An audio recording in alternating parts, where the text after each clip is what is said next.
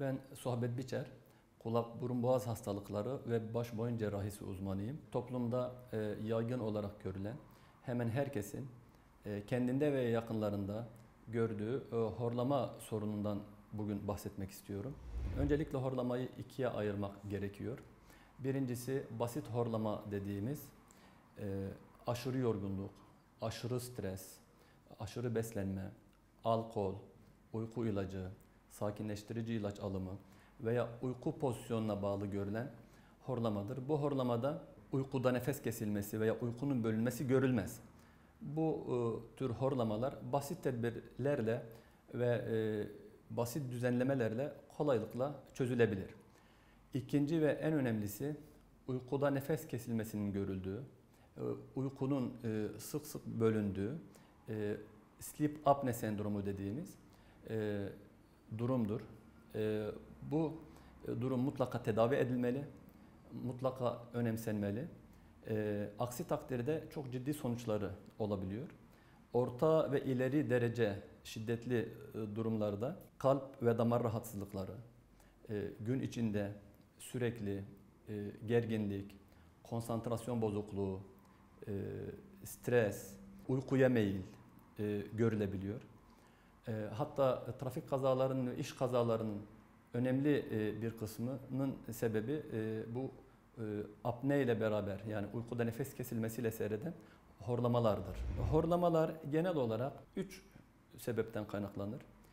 Bizimle ilgili olan birinci kısım burundan, ağızdan gırtlağa kadar herhangi bir yerdeki tıkanıklık, aşırı kilo ve beyindeki solunum merkezinin farklı sebeplerden dolayı baskılanması. Bizimle ilgili olan durumlar özellikle çocuklarda ileri derecede büyümüş bademcikler ve geniz etlerinin alınması, çocuklarda ve yetişkinlerde konka dediğimiz burunda süzgeç görevi gören etlerin kalıcı şişliği radyo frekansla düzeltilmesi, erişkinlerde septum deviasyonu dediğimiz burunda kemik ve kıkırdak eğriliğinin düzeltilmesi, burun boşluğunu kapatan poliplerin temizlenmesi, erişkinlerde yine ileri derecede büyük bademciklerin alınması, kalınlaşmış, sarkmış, uğula dediğimiz küçük dilin kısaltılması, varsa reflünün tedavi edilmesi, horlamada büyük rahatlamalara yol açıyor. Bu şekilde tedavi edilebiliyor.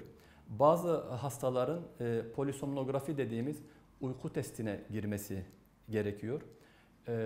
Bu testte uyku odasında hastanın uykuya dalış süresi, uyurken beyin dalgaları, kalp grafisi, kandaki oksijen doygunluğu, kol, bacak hareketleri gibi parametreler kaydediliyor. Ve sonuçta CPAP dediğimiz horlama cihazı veriliyor. Bu CPAP dediğimiz horlama cihazı hastaların büyük kısmında çok ciddi rahatlamalara, hayat konforunda ve kalitesinde düzelmelere sebep oluyor. Önemli bir nokta da horlamada genellikle horlayan hastalar horladığının farkında olmaz. Söylendiğinde eşi ve yakınları tarafından kabullenmekte zorlanır. Horlama basit veya apne ile beraber olsun, solunum yolundaki geçici veya kalıcı bir problemin belirtisidir. Mutlaka önemsenmeli, mutlaka tedavi edilmelidir. Horlamanın çok farklı sebepleri vardır. Çok kolay, çok rahat düzeltilebilen sebepleri olduğu gibi çok yorucu, çok sıkıntılı süreci olan durumlar da olabiliyor. Mesela basit horlamada dediğimiz gibi bir beslenme alışkanlığı, kilo verilmesi, uyku pozisyonunun düzeltilmesi, alınan çeşitli ilaçların veya alkolün kesilmesi horlamayı kesebildiği gibi ileri cerrahileri gerektiren horlamalar da olabiliyor.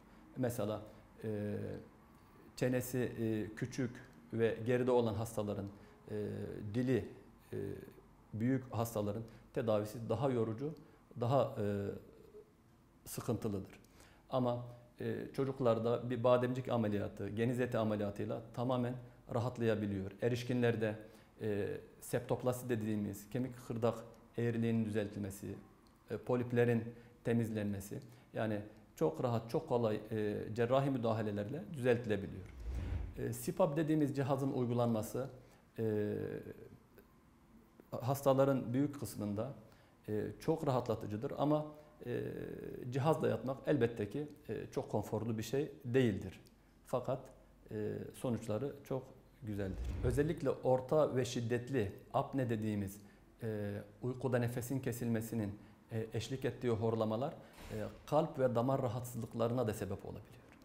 Yani sadece bir horlama cihazı kullanacakken sadece bir burun ameliyatı, bir bademcik ameliyatı veya bir kilo verme süreciyle işi atlatabilecekken kalp ve damar rahatsızlıklarıyla uğraşmak zorunda kalabilirsiniz. Trafik kazaları, iş kazaları gibi geri döndürülemez, telafi edilemez sonuçları da var. Çünkü horlayan insan, kaliteli uyku uyuyamayan insan gün boyu stres, gerginlik, konsantrasyon bozukluğu, hatta bu aile içi problemlere bile sebep olabiliyor. Normal hayatına devam edebilirler. Sadece o tedavinin cerrahi olan kısmında o cerrahiye özel alınması gereken önlemler oluyor bir süre. Onlar da zaten cerrahiden önce ve cerrahiden sonra hasta bilgilendiriliyor o konuda. Ama bu önlemler uzun süreli önlemler değil. Normal hayatına hasta devam ediyor. Bizim için horlamada en önemli uyaran hastanın eşi veya yakınının ifadesidir. Çünkü hastalar horlarken nefes kesildiğini, uykusunun bölündüğünü çoğunlukla hatırlamazlar, bilmezler.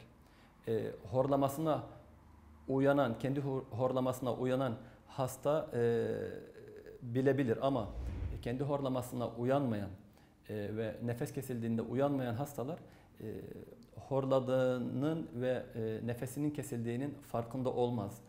Onu ancak eşi veya yakını gözlemler, kendisini uyarır. Bu durumda çok direnmemek, yani özellikle horlama konusunda insanların eşlerinin veya yakınlarının uyarısını dikkate alması gerekiyor.